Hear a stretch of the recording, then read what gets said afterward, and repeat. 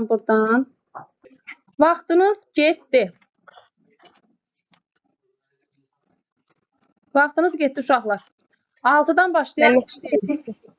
Hə? Səhifə neçədədir? Səhifə 178. Vaxtımız gedir. 5 dənə sual həll eləməlisiniz. Hər sual 1 dəqiqə vaxtınız aparacaq.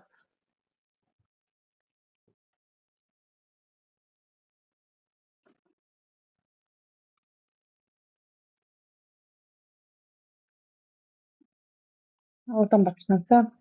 Tamam.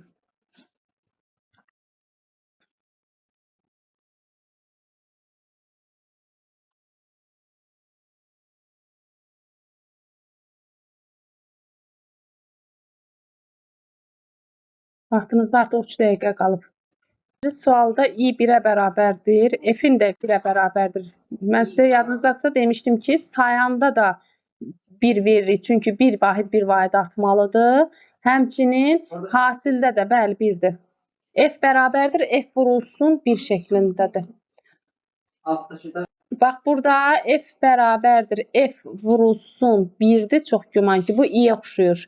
i bərabərdir, i üstə gəl 1.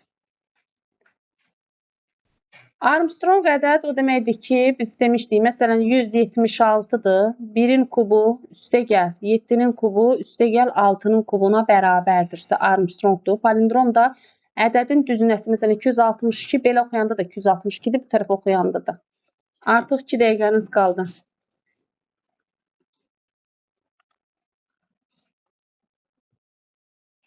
Çox ləng işləyirsiniz. Yox. Bu da düşə bilər.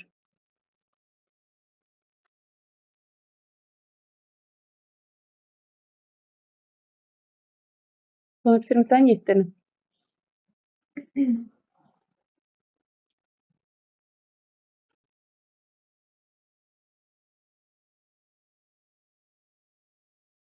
Qırx 7 saniyə. Sonuncu sualda göstərim burada.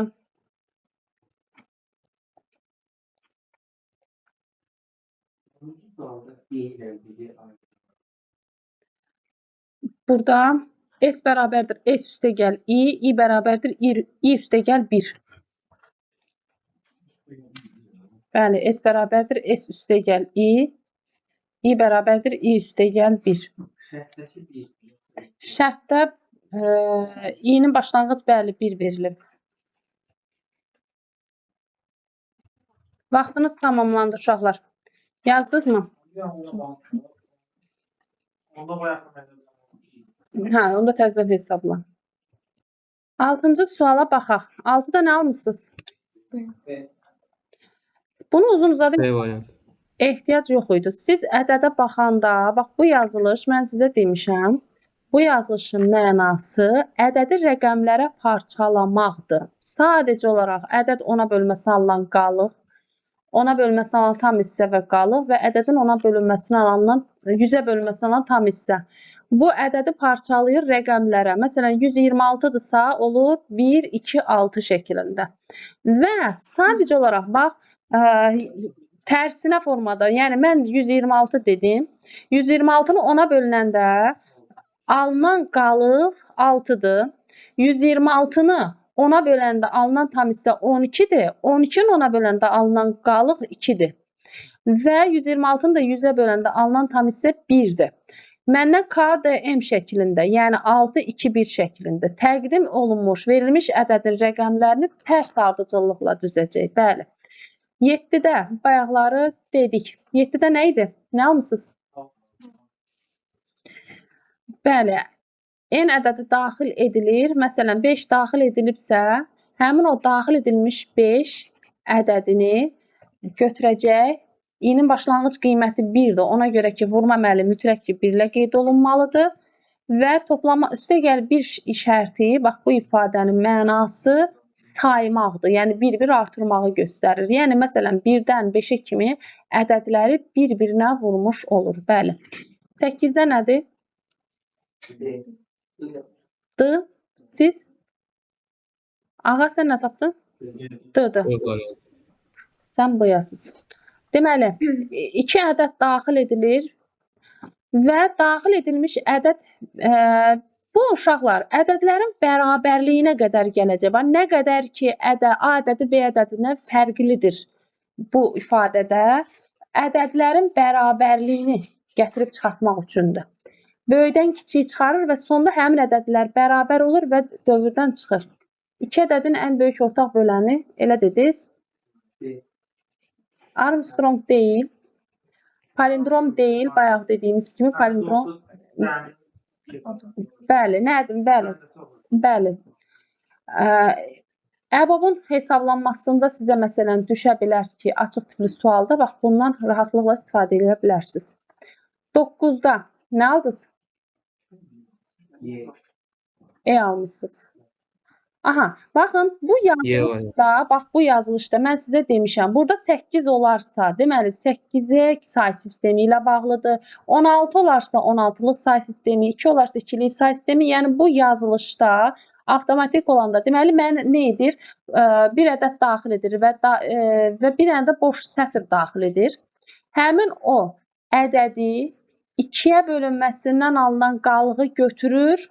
Məsələn, mən bilirəm ki, normalda 15-i 2-yə bölsəm, alınan qalıq 7 olacaq.